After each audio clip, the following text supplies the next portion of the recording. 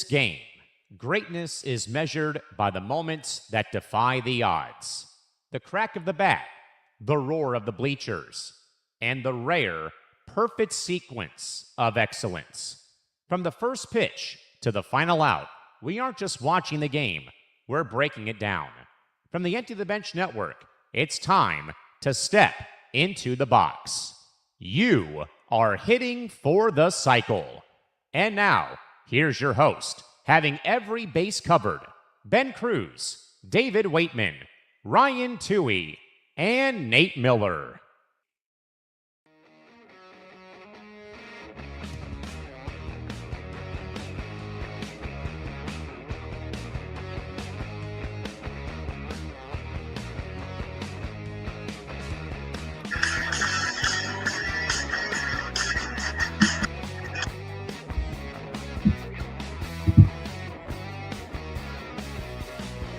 Hey, hello everyone, and welcome to another edition of Hitting for the Cycle. I'm your host, Ben Kruse, alongside my co-hosts, Nate Miller, David Weightman, Ryan Touhey, and a guest of ours for tonight's show, and Ketel Marte, one of our friends from ETB, so we're welcome to have him on. So, David, welcome back from last week. Ryan and Nate, welcome guys once again. And Ketel, we of course thank you, of course, for coming in tonight, as Ketel is going to be talking a big part in terms of our show. So, of course, before we get started, folks, make sure to subscribe to the Empty the Bench Network on youtube.com/ETB Network. Make sure to follow us all across social media at HFTC ETB. Follow the Empty the Bench Podcast Network across social media at ETB Network. And also to make sure to follow us down on the ticker bar down below. Follow me at BKruse90. Ryan at R2E97, Dateman at Weightman Stats, Nate at Nate_Miller Time, and Callan. Callan, sorry again for your Twitter. I literally just looked at it as we speak. Callan Mac, right? 3? That is correct. All right, perfect. Glad that I got that for sure. I did not put that in. And also, folks, of course, you guys know about the network that we have eclipsed 3,000 watch hours. The Empty the Bench Network is pleased to announce that the network has surpassed 3,000 watch hours on YouTube, and we cannot thank you, the viewers, for your outstanding support in making this milestone possible. Thanks to viewers like you, and the coming days and next week, we will be rolling out the details about our super chats, super stickers, super thanks, channel membership, tiers, perks, merch store, and so much more. We thank you again for your support of ETB Network programming. I know Callan, of course, and me and a bunch of people, of course, on multiple shows have talked about this. And, of course, I want to quickly talk about this before, of course, we get into our program tonight. Just our overall quick thoughts of the ETB programming getting to 3,000 watch hours and essentially kind of what we expect for next. I'll quickly go to Callan, of course, our guest. Callan, of course, has been a big part in terms of helping us with the ETB networking program. So, of course, I'll go to him first, and we'll quickly kind of go around before we start the program tonight. So, Cal, I'll let you go first. Yeah, thanks for the invite to come on here and talk about this, $3.9 billion sale of the Padres. We'll get to that momentarily. But, I think thankfully what's been great is that everyone's been able to, say their piece about 3,000 watch hours. And obviously that's just, stepping stone one. And now, of course, you're trying to get to 4,000 watch hours, which is now our main goal. I think, though, it really, shows, the hard work and dedication that people put forth, to make this a thing. I've made mentions all week on Tuesday and Wednesday that this is more of a labor of love that I do away from, my regular gigs, though, with minor league hockey and college athletics and stuff of that caliber. Because usually around this time of the year, I go away into hibernation during this time of the year when my season does begin. But, being here, though, on a constant basis, though, and branching out ideas and, some of my contents come here from shows I did way, way before I came to ETB that have been resurrected in new ways. They've, had a new sense of direction.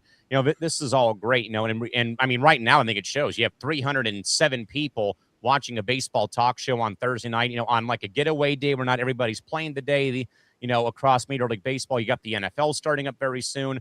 Probably, the gold mine time right now for content. And I think that people are just looking, I think, though, fellas, for different voices that aren't the same stagnant takes and the same exact, talking points, and that you get, people into a room who maybe look at sports differently. Maybe they watch a certain sport you probably don't watch, and they bring that to the limelight, though. So, I mean, all of this has been a long, process. I've been here for about just over a year plus, roughly. I got here back in April of last year, as I made the mention on Monday or on a Tuesday and Wednesday. But I mean, regardless, 3,000 hours is huge, and now we go to 4,000. Can't believe it. Cannot believe it. Nate, what do you think, my friend, about this short milestone we got to know? Of course, you talked about on Give and Takes. I saw that on Monday with you. So, of course, what would you like to share for tonight's program?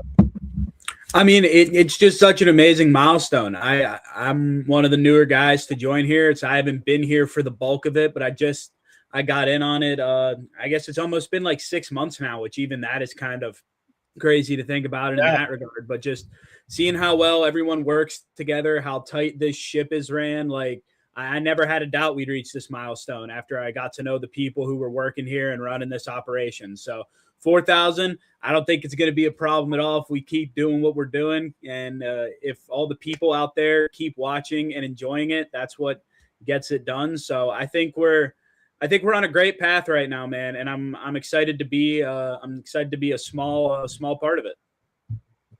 How about you, Ryan? We haven't really, of course, Ryan, you're only part of the baseball program. So, of course, we don't get to really see on the other ones. But, Ryan, we still, of course, appreciate every single week, of course, that you come and talk your ball with us. So I just want to quickly get what your overall thoughts are with the network Eclipse and the 3,000.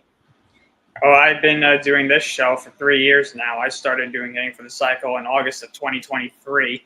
And reaching 3,000 hours means you're definitely doing something right. So I am looking forward to seeing this channel continue to grow in the future. All right. I'm very pleased for all the shows that I've worked on. And, Love to hear it. And David, finish it off, my friend. Yeah, there's two parts to this. I'm like the Callan part of the group where I have all these regular job and then all these other sports things like we both do. But it's fun to be a part of this whole little group with doing not only this show but then doing the Sunday night shows, the ETB Lounge, and other ones. And then I take part in Nate's thing where it feels like everybody here gets along. Like we don't have no Brandon Ayuk's or Antonio Brown's. We kind of just gel, like we all kind of just gel. Like you said, just talking. There's no like divas on this crew. Everybody gets along with everybody, so it's kind of nice. It's like I almost compare it to baseball. It's like 3K, like with hits, and now we're going for 4K. It's like an Ichiro thing. We're just going to try and keep going up towards the 4,000 mark. So it's awesome. Love it. Yeah, I pretty much will say this quick because, of course, we're already getting into quite a bit. We're basically already just got into the red zone, and we're about to hopefully get to make the touchdown, hopefully pretty soon. So that's kind of the way I see it. But thank you, all you guys. You're like family to me, and let's get started with the show. So, Callan, of course, like we mentioned, we appreciate, of course, you coming on, and of course, we of course want to start off with your San Diego Padres, as of course they had massive big news that eclipsed throughout this week with the San Diego Padres sale that transpired. Really quick, of course, I mean, for me, obviously, the Padres, a team, of course, out West Coast. I don't really get to watch them as much as I would like to. Of course, I kind of just keep tabs. Of course, love Nando and a bunch of guys, my former guy and Xander. But just quickly in terms of this overall kind of process with how the sale has been kind of gone, in terms of how you feel about this and what do you think the next steps are going to be regarding the Padres? Yeah, I think, Ben, what's important to keep in mind here is that this was a $3.9 billion sale of a franchise, fellas, who's never won a World Series. They are on the cusp of potentially making the postseason 3 seasons in a row for the first time in franchise history, who has built something very great in a marketplace that does not have the NFL, as I long have said on Tuesday and over the course of Wednesday. And since the Seidler regime bought this team, fellas, in 2012, they went for $800 million. They have quintupled the franchise value from 2012, when I was a senior in high school, to 2026. And the Seidler family really help inject new life in this city where, again, you've been passed over, multiple times. You've seen if you're old enough, you've seen 2 basketball teams leave. You've lived through the Chargers leaving. You have seen the Padres sell off, future talent like Anthony Rizzo, for example, or you lived through the 90s era when they sold off Alomar and McGriff and Gary Sheffield, and you bring in guys like Trevor Hoffman, who nobody knew at that time what he would become. And I think all you were looking for was some kind of ownership group like the Moores-Lucchino group that bought the Padres in the mid-90s from the Tom Warner group to get the ship back on proper footing. And you had that 96 team. You had the 98 bulk that got me really into the sport of baseball, being a part of the 98 season, the World Series run. Then you blow up the roster, when you had Caminetti and Finley and all those guys went elsewhere after that 98 season. But it did, though, help to get Petco Park built, though. That was a massive other ordeal of years of lawsuits and fighting back from the city government and fighting back against, we don't need a baseball stadium in this market. What are we doing here? Then you have to wait till nearly when COVID hits to see the Padres get back to the postseason after winning a couple division titles, guys, with the 82-80 record at one point in 05-06, and then nothing until 2020. And then you're just hoping to see this team go places. And when Peter Seidler and when the Seidler group takes over, then when Peter takes over for Ron Fowler, and you start seeing the Hosmer contract, you see the Machado first contract, you see the trade of James Shields for Fernando Tatis Jr., you've got these three foundational pieces. Now, obviously, Haas was a bit of a buster when he came here, but that was like the first major puzzle piece that was built. Then you lure away Manny Machado coming off a trade from Baltimore to the Dodgers for a $300 million contract. Like, that never happens in this marketplace. Then you finally see this bear fruit, though, in 20. Again, I know with all the COVID issues that happened, though, but they get back to the postseason for the first time in, 14 years. And they finally can beat the Cardinals in a playoff series. And, of course, they lose to the Dodgers in 2020.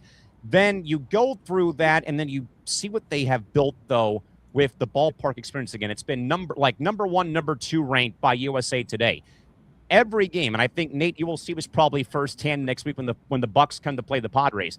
You'll see that Monday game for the Jackson Merrill bobblehead probably sold out. You'll see the Tuesday night game probably sold out. The workday Wednesday getaway game will probably be sold out. All 3 games this weekend against the Twins will probably sell out because of what the Seidler Group had built over the course of the last years. But then, guys, 2023 happens, and that is when Peter steps away from the franchise, and he has a medical procedure. By the week of Thanksgiving, Peter passes away. And not to, throw in the Lakers here, but this kind of became a bit of a family infighting issue, though, about the widow of Peter saying, hey, I'm supposed to take over the franchise, not, the brothers or whoever else takes over the franchise.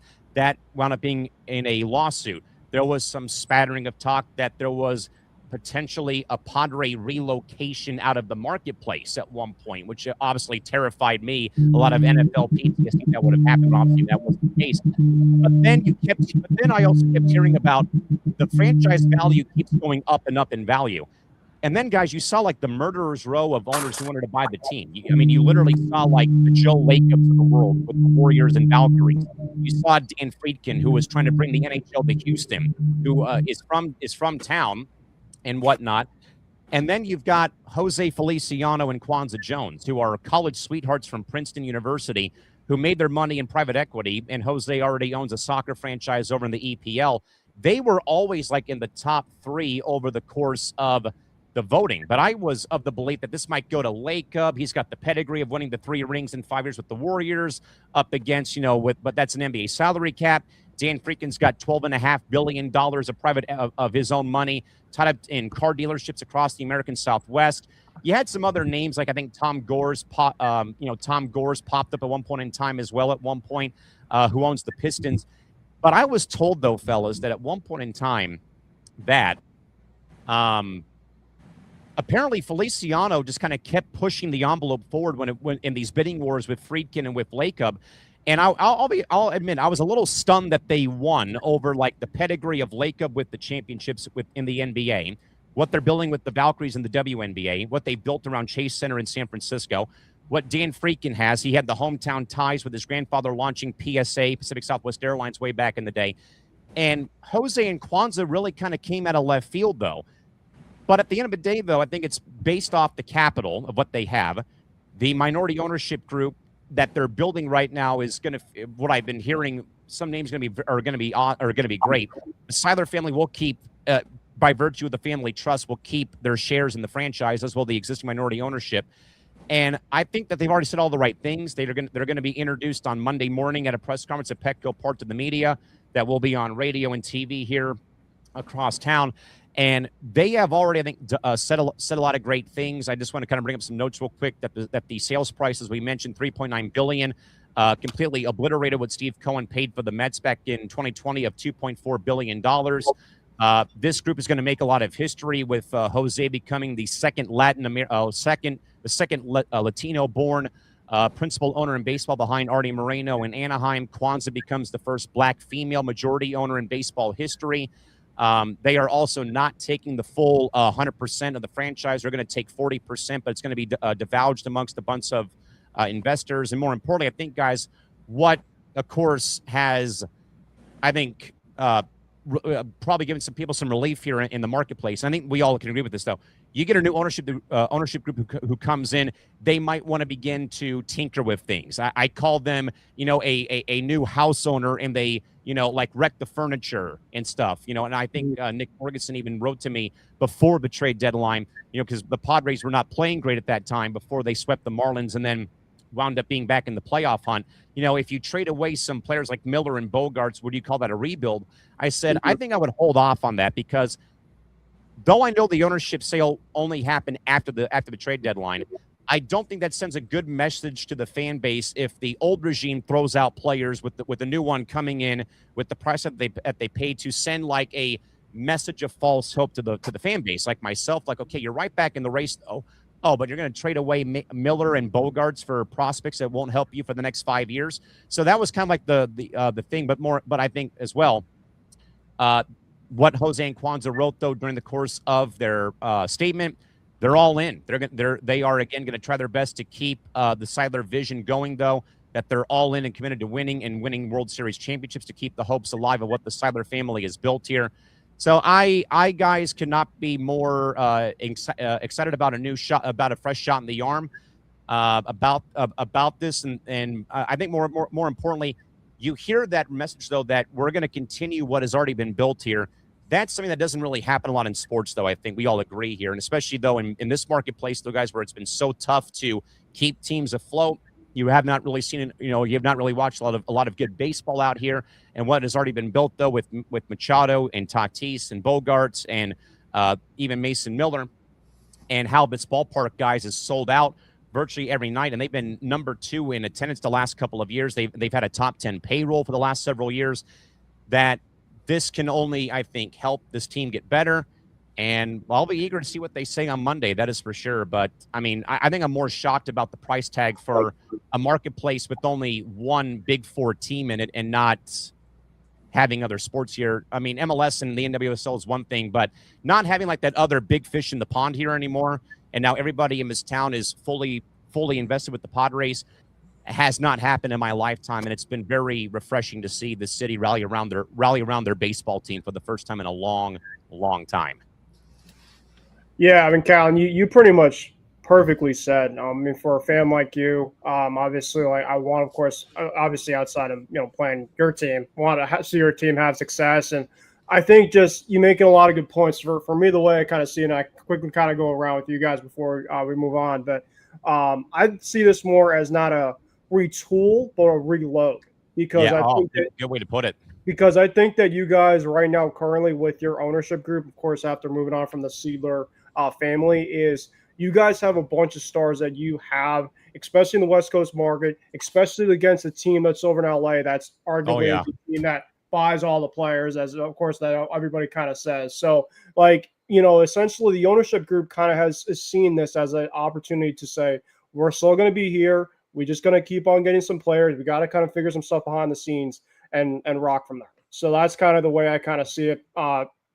Quickly, Nate, Ryan, and David, any really quick thoughts before we move on? So Callan, of course, can do our team reports with us.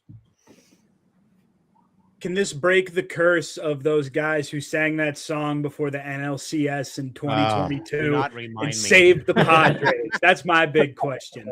Is this enough to forget and wipe that from existence and make everyone forget that it happened? Let's hope so. Ryan, any quick thoughts? Ryan, you're on mute, buddy. Mute. Sorry about that. I think that, there are some brighter days ahead for the Padres, and I think that, we'll see what happens. They got the talent, and I think now that, with the change in ownership group, I think they'll be able to have they'll be in a better financial situation, I think, with their players moving forward. And David. I like that it's owned by a family and not a company, not like the Disney Padres or some crap like that. Seriously. I mean, yeah. So we'll see what happens. Curious. All right. And Cal, we want to welcome you to your first ever team report on Hitting for the Cycle. And of course, I will join you alongside, of course, as everybody as well. So, Callan, quickly, a quick team report in terms of your Padres. Of course, we try to kind of keep it 3 minutes. Obviously, if you want to look a little bit more, of course, because of course you're joining, we appreciate it. But you guys, of course, are rolling right now, right? And you guys are playing really, really good ball. So I'll let you take it away from your report. Yeah, a bit of a tough ending to the road trip, though, with a bit of a stagnant offensive performance on Wednesday afternoon against old friend Robert Stock in a 3-3 road trip through Cleveland and New York against the Mets this past week. They now come home for a 6-game homestand with the Twins, and Nate's Pirates come to town to end the homestand. But honestly, for them kind of in a way having a little bit of a tough road trip, though, again, a great win on Friday over Cleveland, tough game on Saturday, another great win Sunday, tough game Monday, obviously the Tatis game on Tuesday, the 2 homers, the Rob Grand Slam, and then the very much anemic offense on Wednesday. I think they're still in a good spot, though. I mean, I know they're 2 back now of Philadelphia, and everyone's like, you got to get home field advantage in the wild card round, or whatever. I think as long as you get in, I think you're going to be okay. With where things are at right now. But then you got Arizona back on your heels again. You got Philadelphia 2 clear of you. You got the Cubs who are out there again, still on top of the wild card race right now. But I think, though, even after this road trip, I'm not really losing too much sleep over it. Again, it's so tough to go on the road and win, and they've not played well on the road this whole year. I think they're 3 games under 500 now, like 31-34 or 31-35 on the road this season. But honestly, I think everyone remembers Tuesday. Toddy, first pitch of the game, leadoff homer, robs a Lindor salami, down the right field line, then hits another home run. But at the end of the day, though, at the rate that you're going, though, I think you still have some small worries about this pitching staff a little bit in the rotation. You're still not really going to a 5-man rotation. You're doing like a bit of a pitching chaos, as they've kind of called that. Robbie Ray's got to work on cutting down these walks. Casey Mize had a great outing too over the course of that 3-hour rain delay on Sunday against the Guardians. So I think you still want more from the starting rotation. The bullpen's been fine all year, as we already know, as is. I think first order of business come the lockout will be about them re-signing Adrian Morejon, their lefty, who's been nails this whole year in that 8th inning spot. Yep. Lineup-wise, I think the lineup has actually picked it up, though. I think you're seeing more slug finally and some more power from Tatis, Machado, Merrill finally kind of waking up here. Ty Francis had a great, consistent season all year. I actually, believe it or not, like the idea of having Xander Bogaerts being your 8-hole hitter. I know he's had a very, very tumultuous time, in San Diego, but he really, though, has found a way to kind of give some extra oomph in that batter 7, 8, or 9. When you've had either Cronenworth hit 9th, you've had your catcher hit 9th, you maybe have moved your catcher up, though. I think, though, having Xander hitting 8th has, in a way, helped his confidence out a little bit. Not a whole lot. And I also will say the signing of Austin Hayes kind of out of left field as well, and Luis Rengifo. I mean, it's kind of done wonders for this offense, adding a little bit more depth, at the DH spot, adding Rengifo as an outfielder. I think they partially did it too, by the way. Reports have also said that Gavin Sheets has been having plantar fascia problems for like the last couple of weeks, not about last month. So you plug in these 2 guys to play the outfield. Then you've got the weapon off the bench in Jace Bowen, who can steal bases, can play the outfield, and slug a little bit. I think that the Padres have kind of put themselves in a very good spot right now. But I think I want more, though, out of this rotation, with Michael King still kind of being up and down, start to start. I really want them to fill that 5 spot, though, and not have to keep going with the piggyback ordeal with like Canning and Vasquez, or when they call JP Sears up, because I don't know if you can keep getting by with, 4.5 starting pitchers right now. Now, real quick, though, there is some spattering of talk, though, that Joe Musgrove might be off the IL pretty soon to either start tomorrow's game against the Twins or sometime this homestand against Minnesota or Pittsburgh. He's finally been rehabbing and, getting back after 2 years away, though, from the surgery of Tommy John. But I'd be very cautious about bringing him back right now. with where things are at, maybe give him a few more days to kind of, in a way, revamp himself back up, though. But I like where they're at right now. I still want more out of the starting rotation, especially getting that 5-spot filled, though, and hoping that Robbie Ray cuts down on the walks. Yeah, you guys playing the Twins this weekend. Obviously, the Twins are trying to get another playoff spot too, so it's going to be interesting. Wish you, of course, the Padres the best of luck. Callan, of course, we just want to quickly thank you for joining. Where can everybody see you, of course, on ETB for the folks that are, of course, watching tonight's program? Yeah, of course. Thank you guys for having me come on here for a bit. You guys can find me when I'm not working on Sundays inside the ETB Lounge on Sunday nights at 6 to 8 p.m. Pacific time. That is 9 to 11 Eastern time. You can also find me on Callan's Cranium, my solo hosted show Wednesday mornings on the East Coast at midnight, 9 p.m. on the West Coast. And of course, me and Nick Morgeson handle Press Row 3 hours and link 2 to 5 p.m. Every Wednesday. We do have a big guest coming up too on Wednesday. Jimmy Traina is going to be joining us on Wednesday, who just left SI to go and help out with a 3-man digital podcast entity. So we'll have him coming up this Wednesday. But thank you guys for the invite today, and we'll hope to be back. We will hope to be back sometime soon. Kyle, we appreciate it once again, and we'll definitely see you pretty soon, man. Thank you. You guys have a good night. Thank you. See you, Callan. All right, so that was Callan McClurg. Callan, of course, like you guys mentioned, big part of ETB, one of our close guys. Of course, we want to thank him, of course, for joining about half the program for tonight. So, guys, really quick, how are we all doing? I didn't really kind of get the chance to have it just because we want to make sure Callan was ready to go. Everybody got going here. So, yeah, I'm doing good. Everybody good?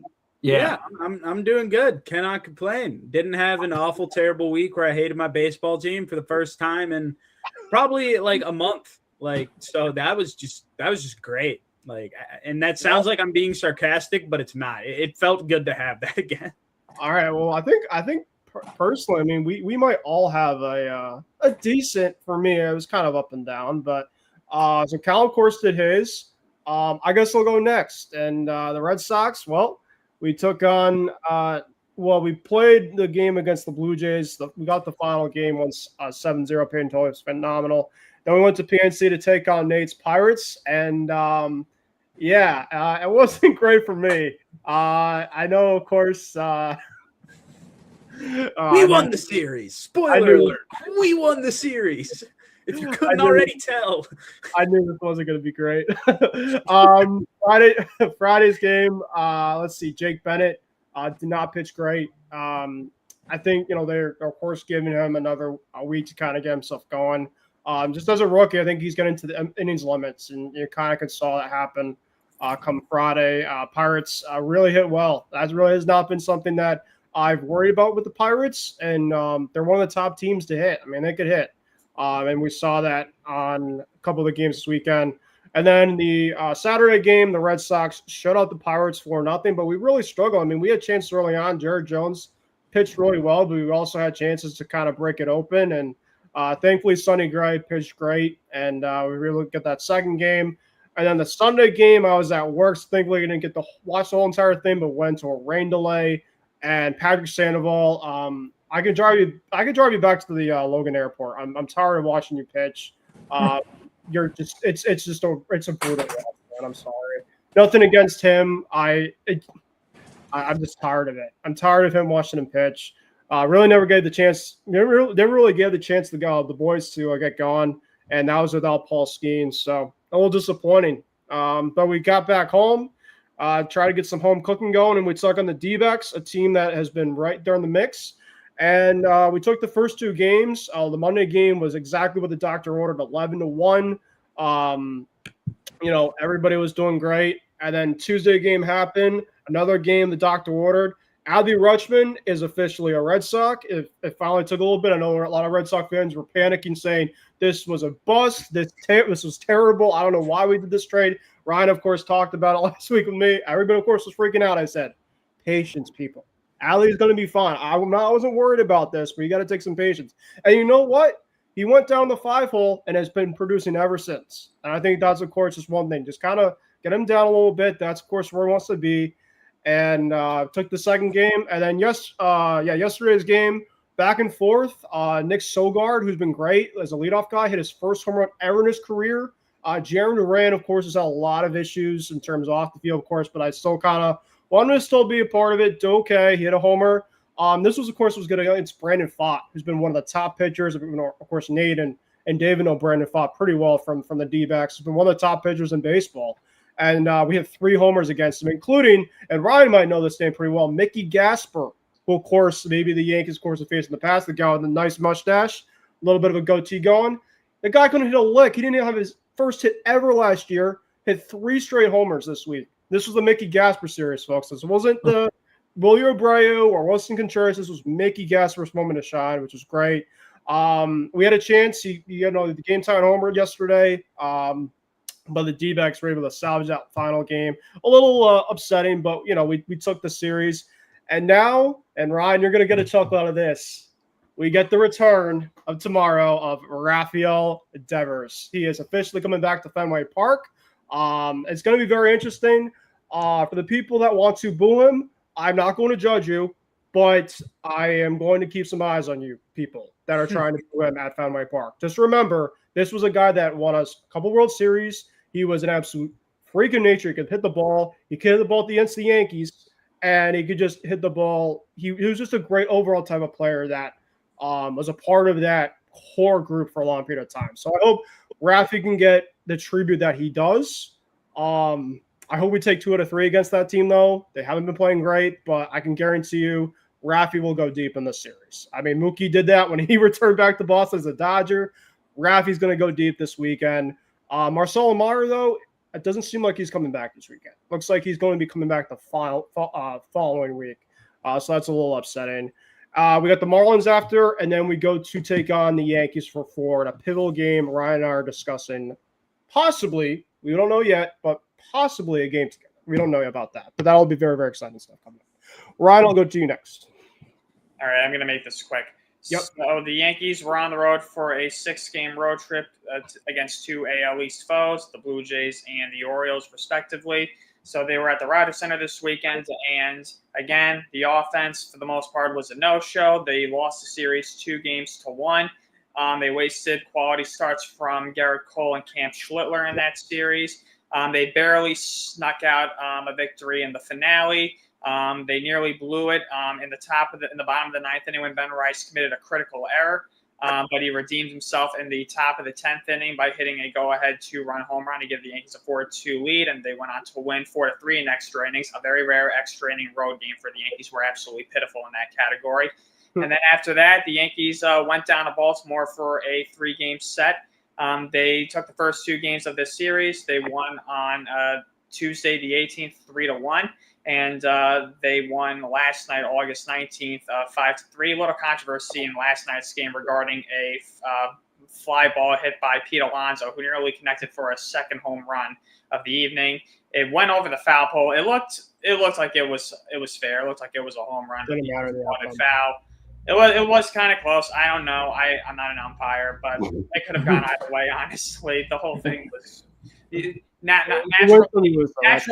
naturally, non-Yankee fans are going to say it's fixed, that the umpires are helping the Yankees, blah, blah, blah. I don't want to hear it. The extra run essentially wouldn't have mattered. It would have been one thing if, of course, it ended up being a tie game. It didn't matter. All right, so the Yankees won the series with that win, and they are currently playing in the finale against the Orioles. Right now, they are up 5-1 in the 7th inning, bottom of the 7th. And after this, the Yankees return home to the Bronx for their longest homestand of the season. It's with 3 against the Blue Jays, and that'll wrap up their season series with the defending American League champs. Then the Astros come to town for 3.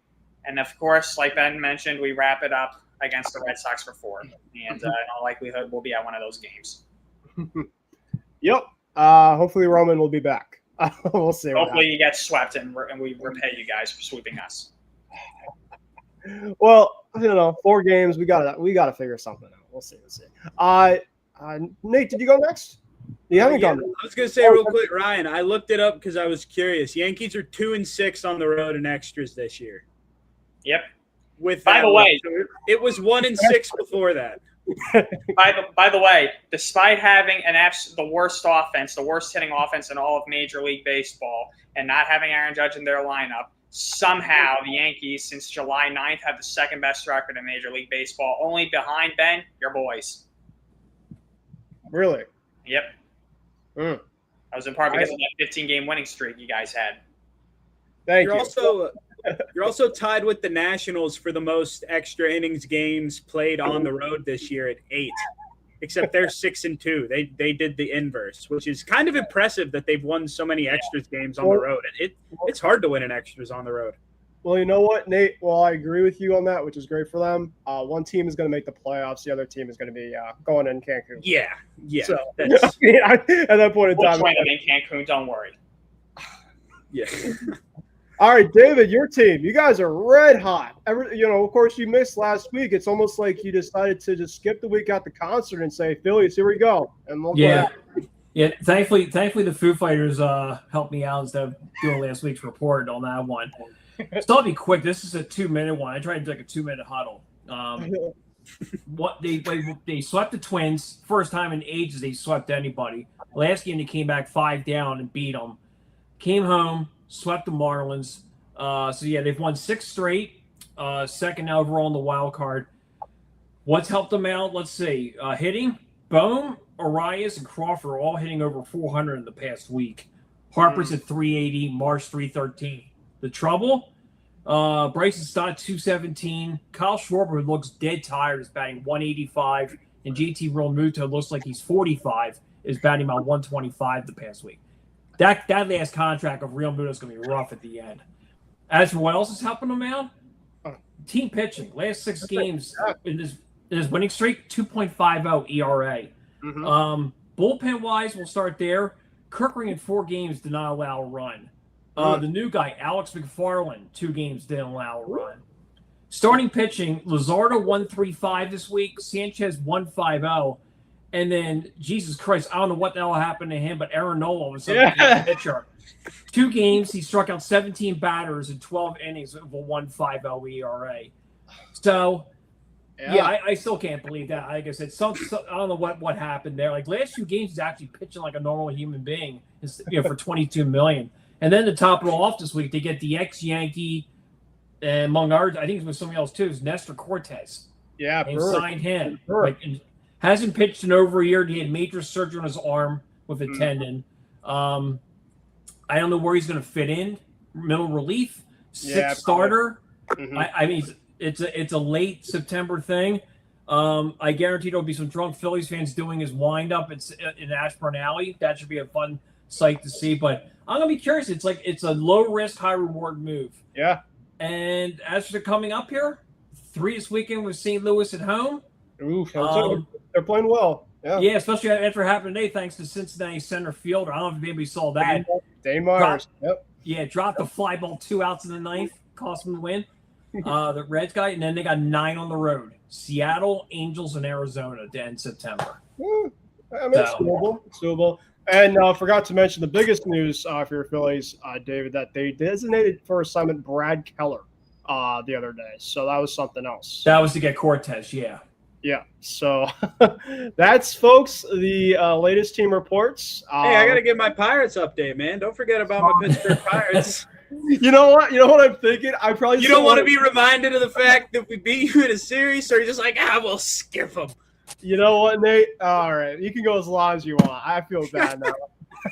No, I'm not going to gloat, and I'm not going to harp on it. I mean, Ben already told you what was good with the first series the Pirates played this week. We took 2 out of 3 from the Red Sox at home, beat them by scores of 8-4 and 8-3, and we lost 4-0. So as the Pirates tend to do. I mean, my dad told me this the other day, and I thought it was so funny. Like, the Pirates have not put up between like 4 and 7 runs, like in what feels like forever. They either put up 3 or less, or what feels like 4 or less, or 8 or more. Like, they never just seem to sit in the middle. They either go nuclear or they are silent. It's such a polarizing offense, but given where we're at in the season, I'll take it every once in a while. I mean, you see in the Red Sox game, we put up 8 twice and 0 once. Like, it's just such a weird offense. But it was a feel-good Red Sox series, and then we have another AL team come to town, the Detroit Tigers, who are looking to get into a playoff spot. Like, they're playing meaningful games, and an interleague series like this with a pretty quiet Pittsburgh Pirate team as of late was a great opportunity for them to stack wins, and they got one in Game 1.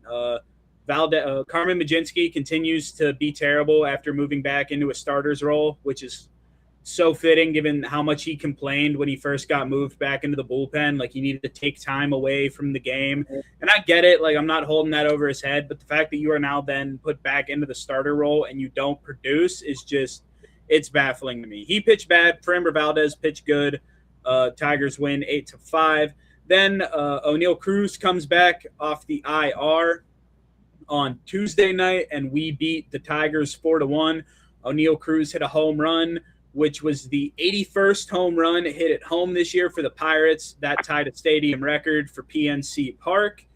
And Braxton Ashcraft continued to deal. Went eight innings of one-run ball. They pulled him before the ninth inning at 80 pitches inexplicably. I don't know why Donnie Kelly did that. I'm upset that he did that. He would have been, I think, the first since Corey Kluber in 2021 to pitch back-to-back complete games, and that was just taken away from him for no reason. I really don't like that. That upset me that happened, but still, hats off to Braxton Ashcraft. He's been lights out his last two starts. And then yesterday, Kenley Jansen continues to do Kenley Jansen things. He blew the game for the Tigers, but I also commend the Pirates hitting at the same time. Rafael Flores Jr., he came in the seventh inning, pinch hit home run. Then he came in the ninth inning, hit another home run to tie the game. His pinch hit home run broke the record for most home runs hit in the season at PNC Park for the Pirates. And then Brandon Lau comes up with 2 outs and just hits the most barely fair ball you've ever seen hit down the line for a home run. Mm-hmm. And I love when that happens to hitters sometimes because you just get the shot of them staring at the ball, not trying to pimp it, but just find it and see if it's going fair. So that was cool. Vibes are high. A 4-2 week and a couple of home series wins feels great. I'm not getting overconfident. I'll say that. Like, I'm not going to go out and now say, like, we're going to make a playoff push. Like, my 2 expectations I have right now are I want to finish 500 and I want to finish better than the Cincinnati Reds. So I would like to do one of those 2 things, like not finish in last or be 500. I would like either. At the same time, I realize 5.5 games is a feasible number of games to come back from in this amount of time we have left, a little over a month, maybe 5-6 weeks tops. It's possible. I'm not going to be heartbroken if it doesn't happen. I've accepted that it probably won't, but you never know. If we can beat the Dodgers and the Padres, if we can take 3 or 4 of those games, other teams, maybe we get some favorable losses in our favor. Maybe we're at 3 games next week. It's a new conversation, but take it series by series. Pirates didn't make me incredibly unhappy and upset this week, so that's a step in the right direction. All right, so I think everybody, I mean, this has been, I feel like, a first that all of our team reports were semi-positive. I mean, it kind of feels good to say that. I mean, it took us till about August. Break line next week. Did anyone's team go under 500 this week? No. I don't think so. No, 4-2. World second do is 3-3. It's not under 500. So we will see next week for our team reports. And, of course, Callan. We, of course, don't want to forget Callan's Padres in terms of his report. And then Nate, of course, mentioned something as well, too, which I'll talk about at the end of the program. That could be something that I can make in the works as well, too, regarding more guests coming in and doing their team reports. Because, of course, we have a lot of other guys in the network that are different fans outside of us. All right, guys. Ketel Marte's situation, the strange situation that I want to address because you know why? His team was playing my team in Boston, and this obviously is something that is extremely odd. Now, of course, Ketel Marte, an all-star second baseman, of course, the D-backs, a switch hitter, a guy that, of course, has been in trade talks for a long period of time. I mean, I would say a long period of time. But, he's, of course, still been around there, he's trying to do as much as he can. He showed up to the ballpark. This was on Monday, and the D-backs did not have their lineup posted until about 5 minutes prior to first pitch. And I was just kind of like, well, maybe somebody's hurt. Maybe there was an injury, something like that. and they just said Ketel Marte was put on the restriction list. So I'm like, all right, maybe it was unfortunate, a death in the family or some type of reason. Of course, we kind of could figure out an injury or something like that. And then we just kind of figure out from Torey Lovullo and a lot of the post games saying we don't know where he is. A lot of the players are saying we don't know where this guy is. And now I'm just gonna kind of get into a point of it's just like I hope he's okay. Like, because this is usually never something that you kind of really could see. There was a lot of tweets. I was kind of feeling the tweets of maybe he just went by himself. He just kind of met up the team recently, but he didn't play in any of the games against the Red Sox. And then today he apparently liked to tweet about, hey, maybe getting moved on from the D-backs, which of course I think at this point in time, guys, regardless if there's a season or not, this guy essentially has already 1 foot out the window and I did not say that right. 1 foot out the door, 1 foot out the door. Thank you. Of moving on from the D-backs. Sorry, guys. Just imagine him like in a car, just like relaxing, got his foot sticking out the window, easy going. That's not. I mean, hey, with the way that the guy's been acting, you just never know what he's going through. But yeah, I mean, what do you guys think about this? Now, Ketel Marte situation. I mean, I think that he's going to come back. They're actually back on a homestand coming up starting tomorrow. And the D-backs have also had just a crazy overall type of week because their plane was supposed to get back in last night to Phoenix. They had to divert because of thunderstorms. So the D-backs are getting through a bunch of turbulence and turmoil. No pun intended rolling out for that. But Ketel Marte is just something's going on and off the field. So quickly, any of you guys' thoughts? Any of you guys got a question? Just pitch it. It's nothing new to Marte in recent years. Something's always going on with the guy.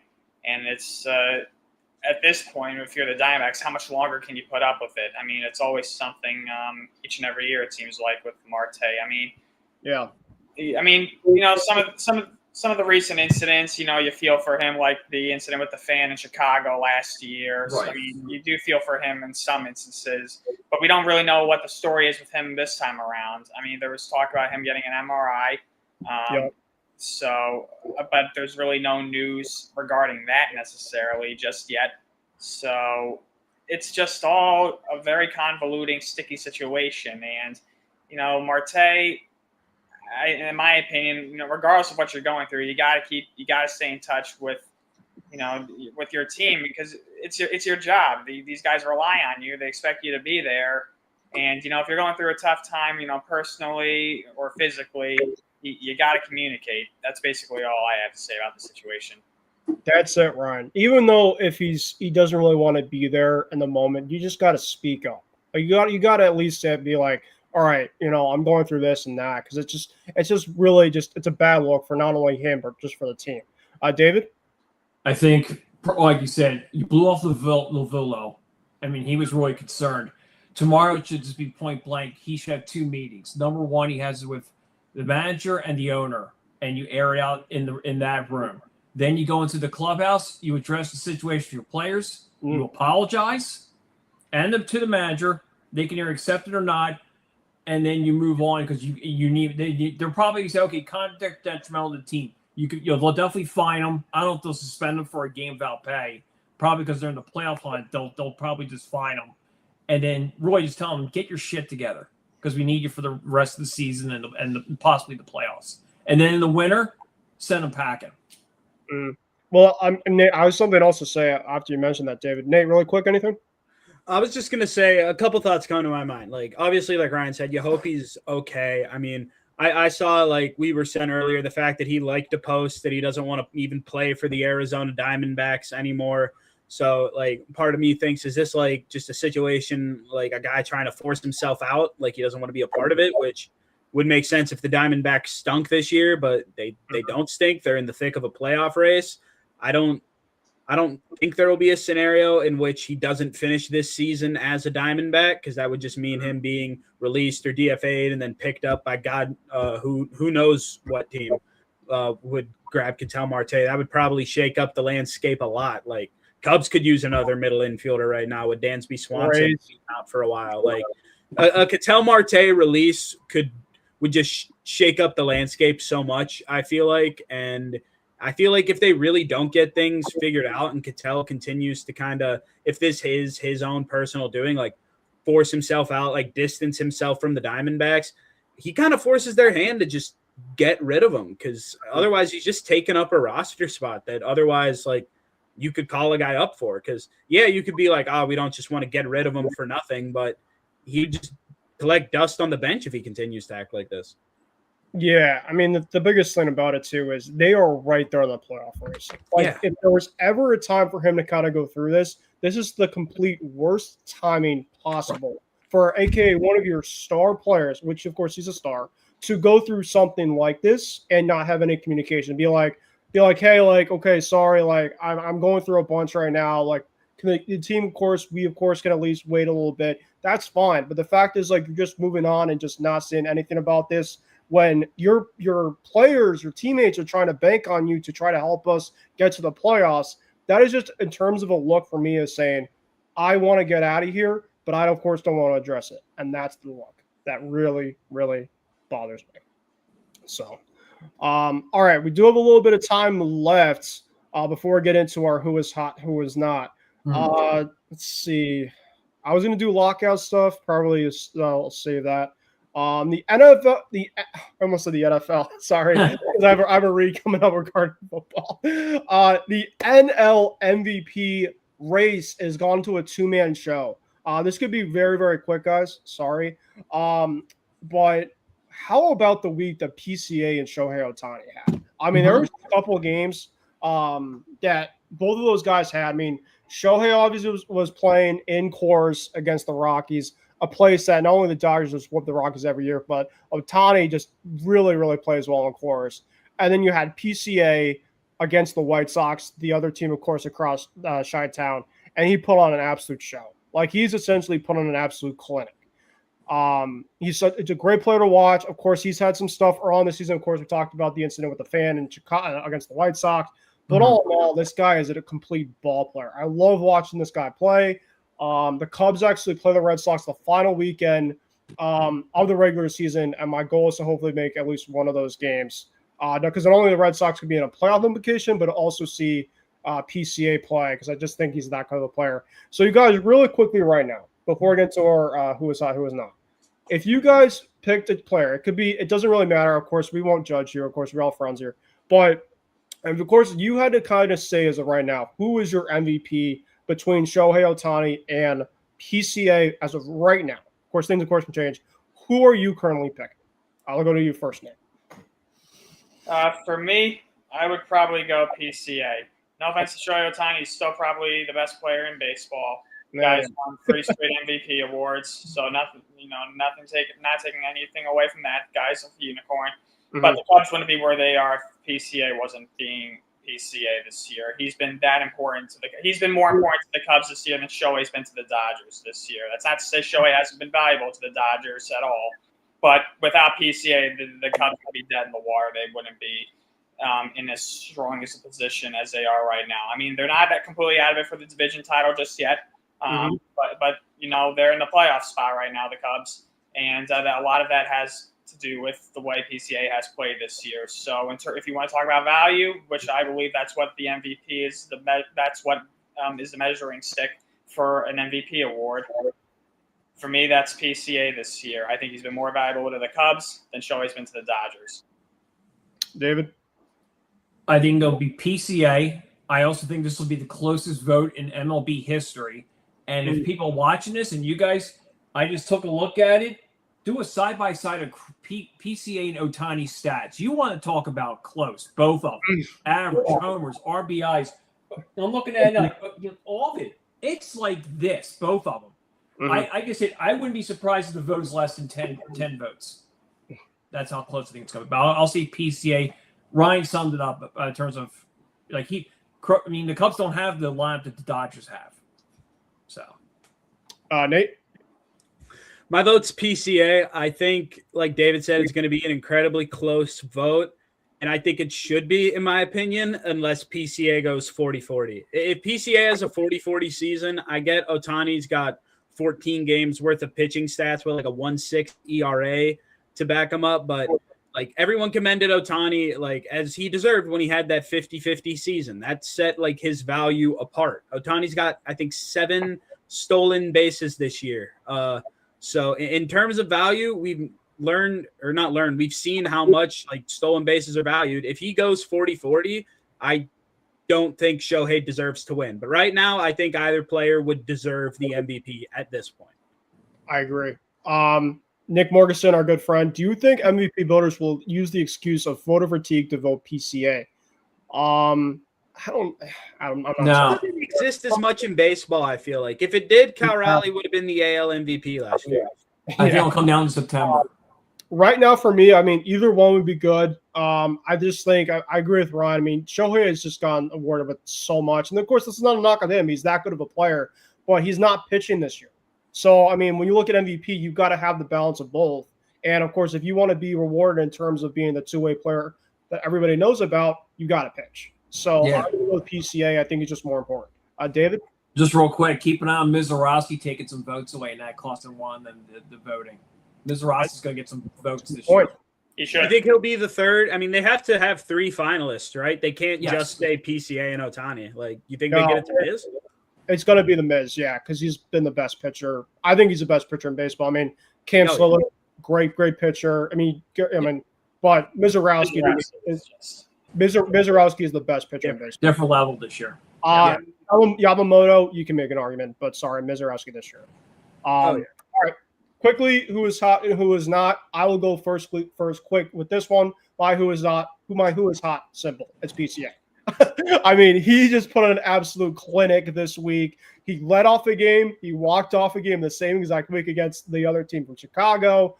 The guy's a freak. Love him. Love watching him play. He definitely gets awarded for that. And then he hit another home run the following night to just put a cherry in the top. He's just been absolutely incredible. Every single metric, like David mentioned, homers, average. We just talk about everything. He's just been absolutely unconscious for the Cubs, and the Cubs have been playing good ball, and he's a reason to it. I'll let you guys go next. I'm going to do my who's not after. All right. I guess I'll go. I got my who's hot, who's not. So for my who's hot, let's see, Nate. I'm going to give some love to your guy, Rafael Flores Jr. He has been smoking. 10 for his last 23. 10 RBIs, 5 home runs, hitting .435 in that span, .480 on base percentage, 1.130 slugging percentage. So, Flores has been a lightning rod for that Pittsburgh Pirates team. And my who's not, it's going to a team. This goes to the Seattle Mariners for the 22-0 shellacking they took at the hands of the Milwaukee Brewers on Tuesday. God, was that a disgrace? By the way, they're not the only ones who suffered a score like that in their history. My team, back in 2004, against the then Cleveland Indians, lost 22-0 at the old Yankee Stadium. So join the club, Seattle. It's not a fun one to be a part of. So we beat you guys both actually because we lost 28-5. So at least you guys have 5 runs. Sure. But yes, that is that. On the Mariners, speaking of the Mariners, they did call up their top pitching prospect today. Kate Anderson. Credit to them. Kate Anderson pitching on Saturday. Nate, I'll go to you next. So my who's hot, I talked about a little earlier. I won't talk about too much. Braxton Ashcraft, 17 innings pitched, 2 runs allowed over his last 2 starts, and 165 pitches between those 2 starts, 85 and then 80. So he's been doing it well, and he's been doing it efficiently. He's been one of the best pitchers in baseball when he's on this year. He's definitely had more down starts than the average top tier pitcher, but I'd say he's in that second or third echelon. Like if he can be more consistent with it, I think he'll be a top arm in the league next year. And my who's not is Joshua Baez. After his debut with 3 home runs and 4 plate appearances, he, including today, has gone 21 plate appearances with only 1 hit, no extra base hits. He's got one walk in there. He's been absolutely god-awful since that debut. And that's not to knock him. He's a young guy. Like, I'm not saying his career's over or anything, but, going 3 for 3 in your first 3 at-bats and then having 1 hit over the next 20, that's That's rough. He used up all his luck in his first 3 at-bats. All right, David. Okay. Hunt and I are the same team.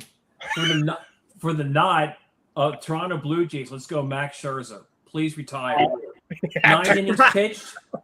9 innings pitched, 8 earned runs. Yikes.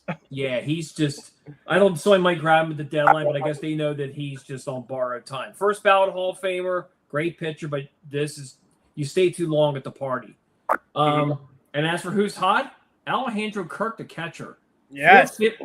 450 average. 9 for his last 23 home runs, 8 RBIs. I hate him. Yeah, he was a little bit wacky last year, but he's back. He's the pesky back. Yeah, he kills the Yankees. Kills us. My who is not, and it's not the fact that he's not I don't think he's not a bad player, but he's not for a specific thing that Ryan encompasses huge, and that is average. My who is not is Kazuma Okamoto, and the sad thing is that he can hit. He can flat out hit for power, though. I mean, he's only batting .230, but he hit a homer today. He's he's been hitting for a lot of pop, but that's my who's not, and it's sad, like I mentioned, because the Blue Jays are playing well. Ryan, it just seems like I guess every time we get an AL East team, this the Rays, the Jays. I don't know who it is. The Orioles even. I mean, they're all being pest right now. I mean, deservedly so. So I hate playing the AL East. I guess that's it. But did I get it to everybody? I think I did, right? Yeah. Yep. All right. Before we finalize tonight, I just want to get a quick final thoughts to our reads for tonight. Quick, of course, with Forever Power 5. Whether you're backing traditional Big Ten powerhouses or looking for value out west in the Pac-12, college football isn't just about wins. It's about who covers. If you want the sharpest news, deep breakdowns, and the best against the spread angles before your Saturday slate, you need to be locked into Forever Power 5 on the Empty the Bench Network. Join Big Ten insider Zan Bando and Pac-12 expert James Myers. He's a newcomer with us. Welcome, James. Every week, as these two classic conferences get acquainted, Zan and James break down the biggest storylines, analyze matchups, and deliver the betting edges you need to keep your bankroll in the green. Don't lock in your bets without hearing their take first. Catch Forever Power 5 with Zan Bando and James Myers every Wednesday at 6:30 Eastern Time, 3:30 p.m. Pacific Time, right here on the Empty Bench Network, premiering August 26th. That is next week. So make sure, folks, of course, to watch in. College football Week 0 is next Saturday. Let's go Buckeyes. Only on the Empty Bench Network. Make sure to subscribe to our YouTube channel, youtube.com/EatSpeed Network. And wait, there is more. We want to also give a quick shout out to the Gridiron Gridlock. Before we map out your college football slate, we got a major traffic alert across the entire country. We're seeing bumper-to-bumper action in the top 25, heavy congestion around playoff bubble teams, and serious delays if you get stuck watching a low-scoring snoozer.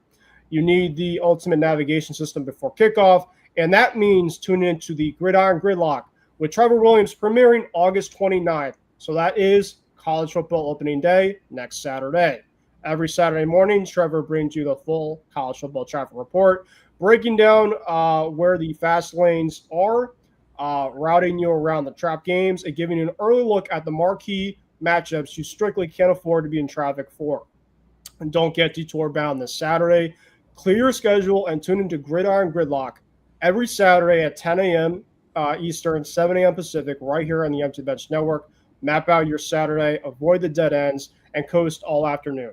Only on the Empty Bench Network. Make sure to subscribe to our YouTube channel, youtube.com/ETB Network. For me, I'll be on Gridiron Gurus tomorrow night.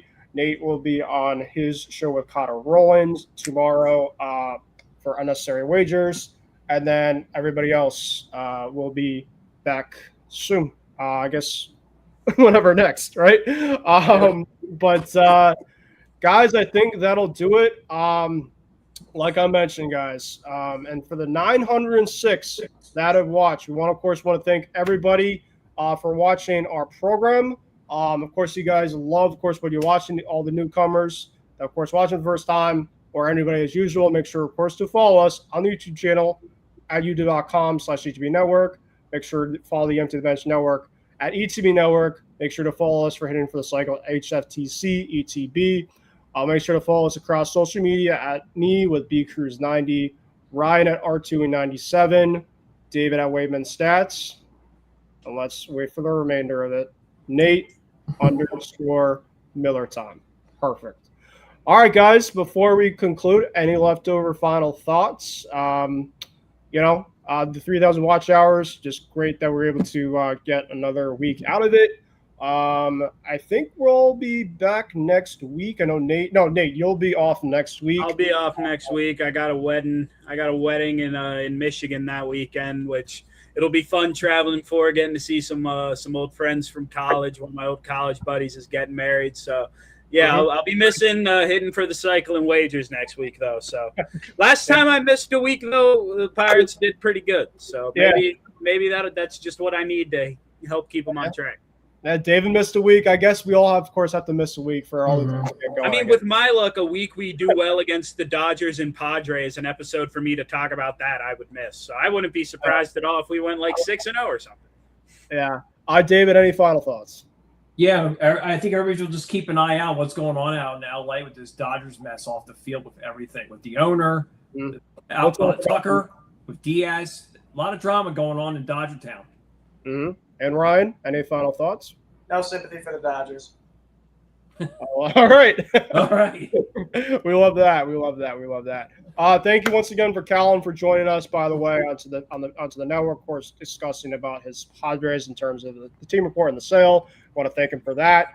And we will see everybody, Ryan and David, next week. Nate, of course, enjoy your time. Enjoy the wedding next week. And we will see everybody in 2 weeks. Of course, we'll see Ryan and David next week. And thank you, of course, for everybody watching Hit It for the Cycle. Enjoy your night, guys. Enjoy the weekend. And we will see you guys next week. Yeah.